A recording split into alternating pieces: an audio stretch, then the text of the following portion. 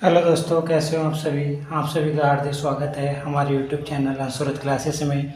जैसे कि हम रोज़ाना ग्रुप डी वालों के लिए टॉप 6 क्वेश्चन की श्रृंखला को लेकर चल रहे हैं, उसी को आज आगे बढ़ाते हुए आज का हमारा पहला क्वेश्चन है, यदि ए अनुपात बी बराबर 3:4 तथा बी अनुपात सी बराबर 6:5 हो तो सी अनुपात ए कितना होगा। ठीक है, सॉल्यूशन देखेंगे। ए अनुपात बी अनुपात सी, ठीक है। ए अनुपात बी कितना रखा, 3:4, और बी अनुपात यानी कि जो सेम हो उसके नीचे ही लिखते हैं, यानी कि यहाँ भी बी है यहाँ भी, तो बी कितना 6 अनुपात सी कितना 5। ठीक है, 6 तिया 18, 6 चौक 24, 5 चौक 20। पूछा क्या उसने, सी अनुपात है, यानी कि इस ये और ये पूछा, इनका उल्टा, यानी कि सी अनुपात ए बराबर 20:18। ठीक है, काट लेंगे 2 से, 10:9 आंसर, जो कि ऑप्शन दे रखा हमारा बी करेक्ट। ठीक है, अगला क्वेश्चन देखेंगे अपना। अगला क्वेश्चन अपना 5:8 समानुपात 150:x, तो x का मान क्या होगा। ठीक है, तो समानुपात वाले में क्या करते हैं, इसकी गुणा और इसकी गुणा को बराबर कर देते हैं। ठीक है, यानी कि 5 गुणा x बराबर 8 गुणा 150। ठीक, 5 से काटेंगे इसको, 5 से 30 बार, 8 से 24, 240। x बराबर क्या आ गया 240 आंसर। ठीक है, जो कि ऑप्शन हमारा डी करेक्ट। अगला क्वेश्चन अपना 3 है, 55 संख्याओं का औसत 21 है और पहले 33 संख्याओं का औसत 15 है, शेष संख्याओं का औसत क्या होगा। ठीक है,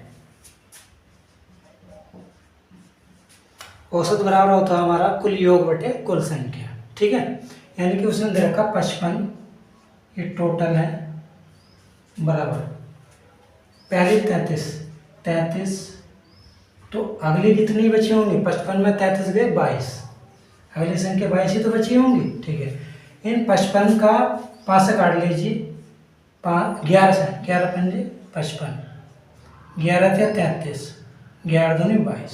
ठीक है, 11 से काटा। अब इन 55 का औसत कितना दे रखा 21। ठीक, पहले 33 का औसत दे रखा 15, शेष का औसत ए मान लेते हैं। ठीक है, बस इनका गुणा करेंगे, 21 पंजे 105, 15 या 45 अनुपात 2a। ठीक है, 2a बराबर 105 माइनस 45। ठीक है, 0, 10 में से 4 गए 6, 2a, a बराबर आ गया 30। ठीक है, यह आ गया शेष संख्या का औसत कितना आ गया 30। या ऐसा कर सकते हैं, दूसरा मेथड क्या है, यानी कि 55 संख्या को औसत दे रखा 21, तो एक संख्या का निकालें कितना, 21 गुणा 55, पहले 33 का, ऐसे 33 का औसत कितना होगा 33 गुणा 15। ठीक है, अब इनके योग, इनकी गुणा में से इनकी गुणा घटा देंगे तो शेष संख्या का औसत निकल जाएगा। ठीक है, दूसरा मेथड ये, यानी कि 55 33 गए तो 22, तो 22 का औसत निकालें। अब इनका योग करेंगे, इनका योग से 22 को भाग कर देंगे, आंसर आ जाएगा। ठीक है, दूसरा मेथड ये है, वरना बेस्ट ये है। ठीक है, डाइवर्सन मेथड, किसी राशि को 6.25% की वार्षिक साधारण ब्याज दर पर निवेश करने से t वर्षों में उस पर प्राप्त मिश्र धन मूल राशि का 11/8 गुना होता है, तो t का मान ज्ञात कीजिए। आपने ये वाला तो पढ़े होगा, ऐसा ही बराबर क्या होता है, यानी साधारण ब्याज बराबर होता है PRT/100। ठीक है, यानी कि P मूलधन गुणा दर गुणा समय। अब उसने कहा मिश्र धन, यानी प्राप्त मूल राशि मिश्र धन मूल राशि का 11/8 गुना, यानी कि 11/8 गुना, ये क्या होता है मूलधन P, 11 गुना यानी कि ये हो गया A फॉर मिश्र धन, तो साधारण ब्याज कितना होगा, 11 में से 8 गए, यानी कि ऐसा ही कितना हो गया 3। ठीक है, बस इसमें रखेंगे मान 3 बराबर मूलधन कितना 8 गुणा दर दे रखी 6.25 गुणा टी अपॉन 100। ये 0 से हटाएंगे, ठीक है। 25 से काटेंगे, ये 25 बार 25 चौका 100, 25 से 25 चौका 100, 4 दूनी 8, 2 से 2 दूनी 4, ठीक है। यानी कि टी बराबर कितना आ गया, 3 दूनी 6, आंसर, ठीक है, जो कि ऑप्शन हमारा बी, ठीक है। अगला क्वेश्चन अपना क्वेश्चन नंबर 5, यदि चाय के मूल्य में 20% की बढ़ोतरी हो जाए तो उसकी खपत में कितने प्रतिशत की कमी की जाए ताकि चाय पर होने वाला व्यय में कोई वृद्धि न हो, ठीक है। समझेंगे दोस्तों, यानी कि 20% की पहली बात तो फ्रैक्शन बताइए।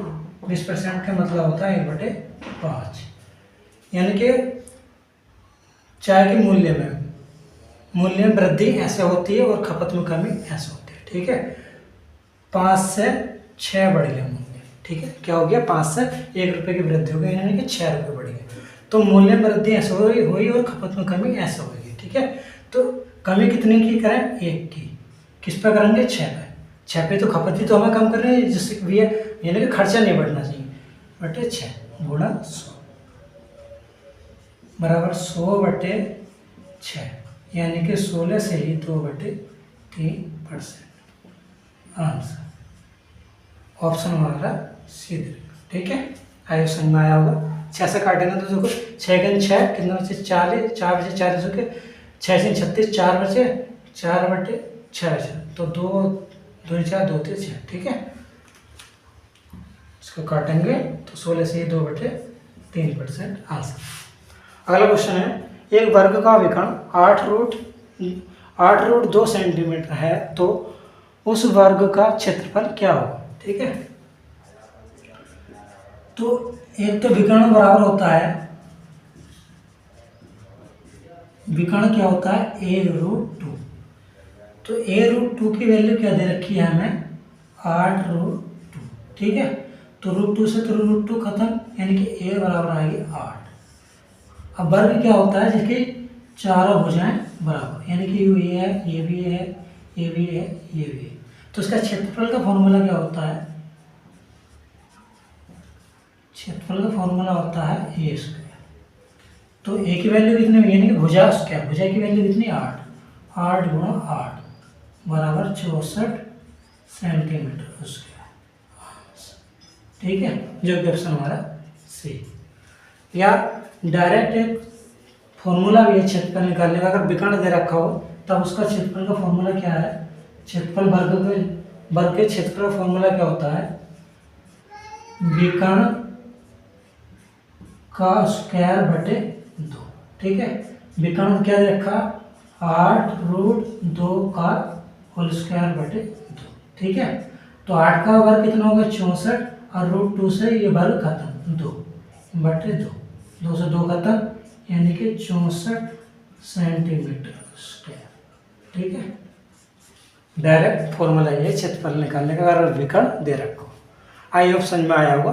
थैंक यू सो मच दोस्तों।